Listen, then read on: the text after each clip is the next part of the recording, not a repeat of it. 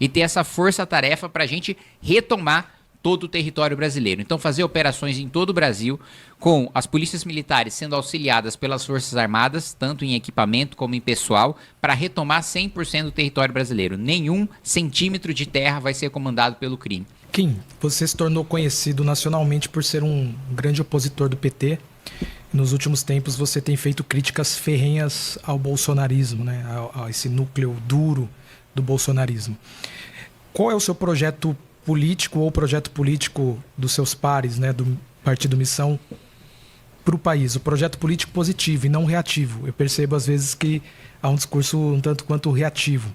Porque quem não está no poder precisa criticar quem está no poder para mostrar a sua diferença, né? É natural que seja assim, que a oposição reage, né? E o governo que precisa governar. Mas a nossa postura crítica, ela vem acompanhada do mais profundo e mais completo plano de país de qualquer outro partido, né? Você não vê nos outros partidos um trabalho de pesquisa acadêmica, profissional, para levantar dados e discutir o país. A gente lançou 6 fascículos do que a gente chama de livro amarelo, que é o nosso programa de país. Esses 6 fascículos têm pesquisas e têm perspectivas de onde a gente veio, onde a gente está, onde a gente quer chegar, tanto em termos geopolíticos, de defesa, como em relação à nossa economia, né, como em relação às nossas liberdades, principalmente agora, que estão muito restritas em razão dos problemas de segurança pública que a gente tem. O meu projeto político é o projeto do Partido Missão, é o projeto de transformar o Brasil num país sério, né, de ter uma nova Constituição que acabe com todos os temas, né, todos os direitos sociais que estão na Constituição, todos os quórums para você fazer aprovações para mudar aquilo que está na Constituição. País sério, direito social, ele está em legislação infraconstitucional. Política pública está em legislação infraconstitucional, né? Política tributária, né? Trabalhista, ambiental, está tudo abaixo da Constituição. A gente criou um monstro, né, no Supremo Tribunal Federal com a Constituição de 88, porque se tudo está na Constituição, quem julga a Constituição é o Supremo. Então, as próprias políticas públicas estão sob o controle do Supremo Tribunal Federal. Não à toa, eu me lembro, o ministro Alexandre de Moraes deu ali 48 horas para o prefeito de São Paulo explicar a construção de um muro. Gente, não existe Suprema Corte séria no mundo em que o ministro do Supremo mande um ofício para um prefeito se explicar sobre o muro, né? Então, o nosso projeto de país, transformar o Brasil num país desenvolvido, um país que tem assento na mesa dos adultos. Hoje, o posicionamento do Brasil, a gente está num mundo em guerra, né? A gente está num mundo em guerra na Ucrânia, a gente está num mundo em guerra no Oriente Médio, a gente está num mundo de tensões em Taiwan, né, envolvendo a China e o Japão e a Coreia do Sul. E a opinião hoje do Brasil não importa nada para esses conflitos.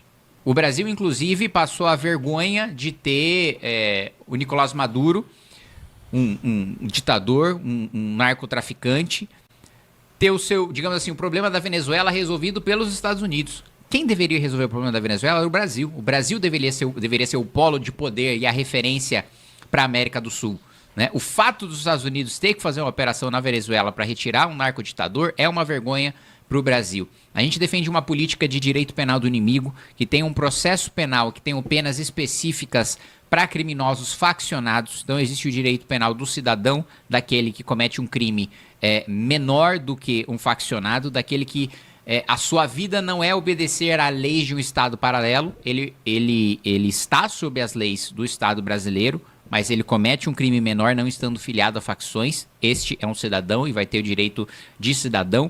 O inimigo, o faccionado, quem está afiliado ao PCC, quem está afiliado ao Comando Vermelho, aos Amigos dos Amigos, à Família do Norte, ao Terceiro Comando, esses vão ter um processo próprio. Esses vão responder todo o processo presos, né, até a sua condenação transitada e julgada. Esses vão ter o seu patrimônio confiscados antes da condenação.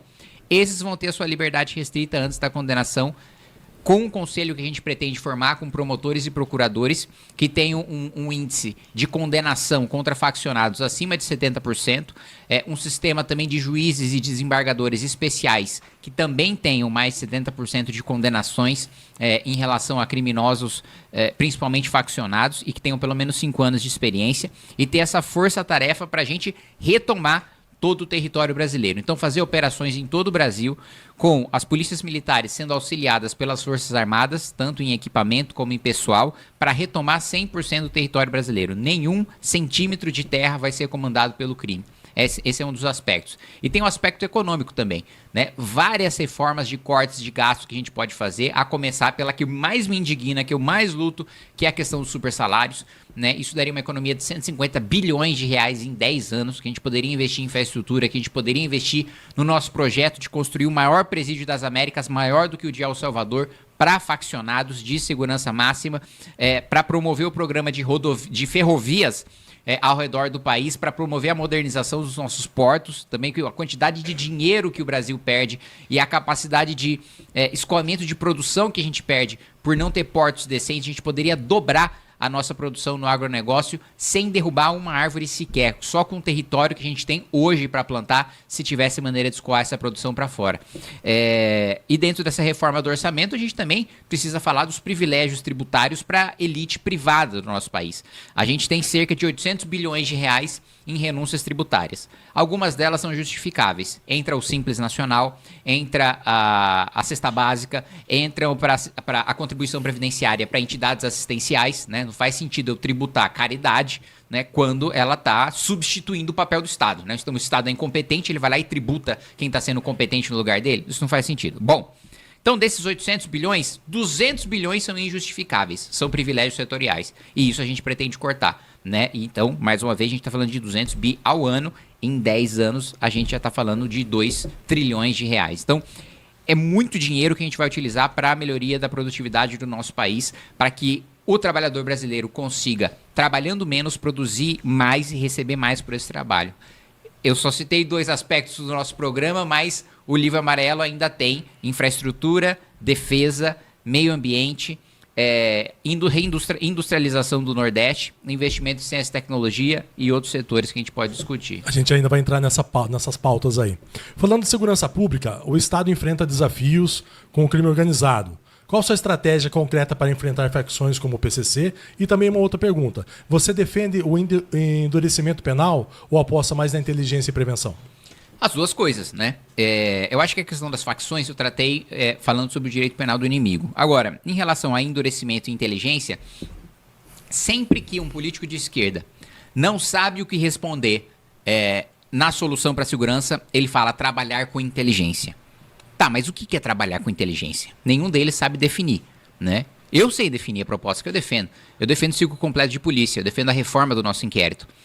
Nosso inquérito policial é absolutamente cartorial. Tem um inquérito, os inquéritos, para quem nunca viu é um calhamaço desse tamanho que a maior parte é despacho. Tô aqui me cientificando, mandando pra tal. Aí, mano, o delegado... Primeiro, chega a polícia militar. Ela identifica um crime. O crime acabou de acontecer. Tem imagem de câmera, tem testemunha. A polícia militar pode escutar a testemunha? Não. Pode pegar a imagem de câmera? Não. A polícia militar precisa encaminhar e o sujeito precisa ter a vontade de fazer um BO na polícia civil. Eu já vi várias vezes pessoas sendo vítimas de crime falando, não, eu não vou. Eu não vou porque eu vou ficar lá perdendo tempo e não vai resolver nada. Então, primeiro ponto que já está errado é o policial não poder, na própria ocorrência, colher provas e não para ele tocar a investigação, mas ele para encaminhar isso para a polícia civil, né? Ou, se for uma ocorrência menor, ele próprio defende que possa tocar a investigação. Aí chega para a polícia civil, passa para o escrivão passa para o delegado vai passar para uma outra pessoa, essa outra pessoa vai fazer uma diligência, vai voltar para o delegado, acabou o prazo de investigação. O delegado vai passar para o Ministério Público vai pedir mais prazo para o juiz devolve para o Ministério Público devolve para o delegado devolve para um cara fazer a diligência, esse cara passa para outro cara fazer a diligência. Não tem como isso funcionar, né? E eu não vejo nenhum parlamentar de esquerda ter a capacidade de descrever todo esse processo e falar como a gente pode fazer isso com inteligência. Então, sem dúvida nenhuma, trabalhar com inteligência, trabalhar com prevenção. Imagens de câmera com inteligência artificial para reconhecer o rosto dos criminosos, dos faccionados ou daqueles que estão foragidos. Foram contra, né? Nós somos absolutamente a favor. Aliás, eu fui um dos primeiros a defender essa tecnologia, inclusive apanhando de alguns setores da direita que falaram, não, mas pô, invasão da privacidade e tal. Falou, meu amigo, você tá na rua. Já começa aí, você não tá na sua casa. E outra coisa, o preço que se paga de você perder uma parcela da sua privacidade, mas para você ter segurança de andar na rua, de você saber que você não vai ser morto por causa de um celular, esse preço vale a pena. Então, trabalhar com essa inteligência, tanto que no Smart Sampa, mais de 1.000 já foram presos com essa tecnologia. Em São Caetano também o número de crimes diminuiu drasticamente, em outras cidades que é implementado. Sobre endurecimento de penas, bom, eu acabei de aprovar um projeto de aumento de pena para furto, roubo e receptação, né? Porque no Brasil, o aumento de pena não é só um aumento de pena. O aumento de pena significa se aquele sujeito vai ser preso em primeiro lugar ou se ele não vai. Por quê? Por causa da conversão em penas restritivas de direito. Então, vou te dar um exemplo. O sujeito foi pego recentemente com 40 milhões de reais equivalentes em cocaína. Ele teve a sua pena de prisão convertida em restritiva de direitos. Ele estava com 40 milhões de reais em cocaína. A pena dele foi entregar a cesta básica e pagar uma multa de 10 mil reais. Absurdo, né? Restritiva transformou a pena de prisão em restritiva de direito. Então, aumentar a pena no Brasil significa impedir que o criminoso tenha acesso a determinados benefícios e que ele vá para a cadeia, né? Então, o aumento de pena para furto, por exemplo, né, a gente colocou uma pena que já permite que ele, sem ser reincidente, possa ir para a cadeia no primeiro crime que ele cometer. Da mesma maneira, o roubo, né, uma garantia, né, de que ele vai começar a cumprir no mínimo do mínimo do mínimo, no roubo menos grave, no regime semiaberto. Antes ele poderia começar a cumprir no aberto, né? E se ele tiver 2 anos a mais na pena concreta, a mais do que eu estou colocando como base, ele já vai obrigatoriamente ter que começar no regime fechado. Então, infelizmente no Brasil, como a pena que está na lei não é a pena que é cumprida por causa dos benefícios, da progressão de regime, da conversão em restritiva de direitos e por aí vai, eu sou absolutamente favorável que a gente aumente. E eu, inclusive, defendo que a gente tenha uma nova Constituição para ter prisão perpétua e pena de morte, né? Eu não acho, por exemplo, que aquele sujeito que atropelou a própria mulher e arrastou ela no asfalto durante 1 quilômetro, eu não acho que esse sujeito mereça continuar vivendo. Nem que seja prisão perpétua, porque eu nem quero que esse sujeito gere custos para o Estado. Eu acho que ele tem que ser morto, não tem nenhuma chance de ressocialização. Ele tem que ser condenado à pena de morte. Da mesma maneira, lideranças do crime organizado. Eu sei que isso é uma coisa polêmica, que dentro da própria direita, especialmente em pessoas mais religiosas, a pena de morte é um assunto extremamente polêmico. Mas, no mínimo, então, um acordo que eu faria seria a prisão perpétua, que eu acho que é uma coisa bem mais consensual, né, na população ali. Acho que mais de 70% da população brasileira aprova a prisão perpétua. Então, eu iria até além no endurecimento de penas. Curtiu esse vídeo? Então deixa o like e comenta aqui embaixo o que você achou. Quero muito saber sua opinião.